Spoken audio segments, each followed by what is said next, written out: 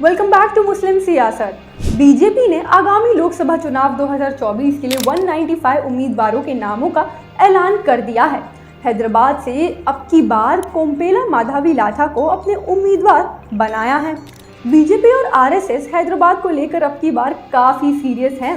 हैदराबाद को जीतने के लिए हर तरह के हथकंडे अपना रहे हैं। पहले मुसलमानों के वोट और इत्तेहाद में दरार पैदा करने के लिए मुसलमानों में से ही कुछ इलाक़ाई लोगों और छोटी पार्टियों को फंड किया। एमआईएम को कमज़ोर करने की भरपूर कोशिश की और अब बड़ी चतुराई से एक ऐसी लेडी को अपना उम्मीदवार बनाया जो माली एतबार से काफ़ी मजबूत है।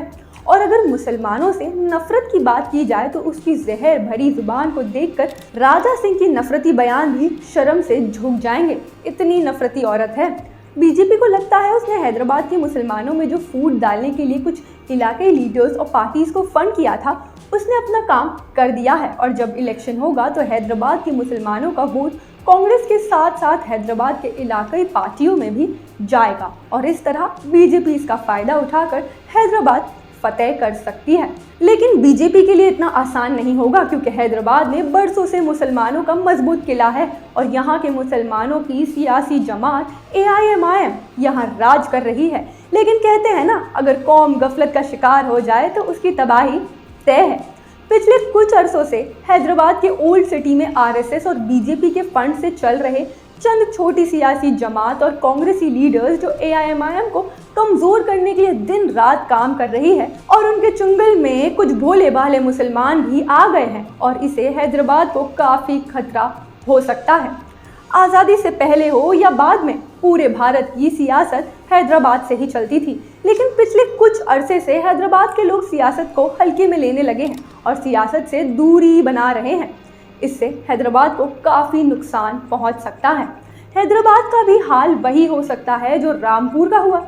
वहीं रामपुर जो एक वक्त आज़म खान साहब और मुसलमानों का सबसे मजबूत किला था, वहां पर आज़म खान के इशारे के बिना एक पत्ता भी नहीं हिलता था, लेकिन बीजेपी ने एक साजिश के तहत उस किले पर कब्जा कर लिया। पिछले असेंबली इलेक्शन के बाद से ही आरएसएस ने अंदरूनी तौर पर हैदराबाद में काफ़ी सरगम दिखाई दी। ऑपरेशन पोलो के बाद से हैदराबाद ओवैसी खानदान की कोशिश से दोबारा अपने पैर पर खड़ा हुआ था, लेकिन आरएसएस को ये बर्दाश्त नहीं हुआ, इसलिए दोबारा उन लोग ने ये कोशिश की क्योंकि हैदराबाद ही एक ऐसा मजबूत किला है जो आरएसएस के खिलाफ खड़ा है। वरना पहले बिहार में मोहम्मद शहाबुद्दीन का किला गिराया गया, उसके बाद उत्तर प्रदेश में आज़म खान साहब का किला गिराया गया। अब आरएसएस की गंदी निगाह हैदराबाद पर भी है। खुदा न खास्ता अगर हैदराबाद में आरएसएस काबिज हो जाती है तो भारत में मुसलमानों की हालत वैसी हो जाएगी जैसे म्यांमार बुर्मा के मुसलमानों का हुआ। उन पर जुल्म का सितम के पहाड़ ढाए गए, लेकिन दुनिया को कुछ पता भी नहीं चलने दिया क्योंकि उनके दरमियान कोई नेता ही नहीं था जो दुनिया को वहाँ के जुल्म सितम और हालत के बारे में बता सके। पूरे भारत के मुसलमानों की निगाहें हैदराबाद पर टिकी हुई हैं। अगर हैदराबाद वालों ने गफलत दिखाया और हैदराबाद की सीट डगमगा गई तो इसका खामियाजा पूरे भारत के मुसलमानों को भुगतना होगा।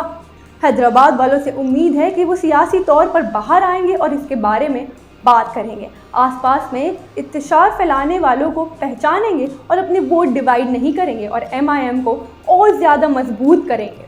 आपकी क्या राय है इस पर कमेंट में मुझे ज़रूर बताना और देखते रहना मुस्लिम सियासत। मैं लीशा चंद्राकर, जय हिंद।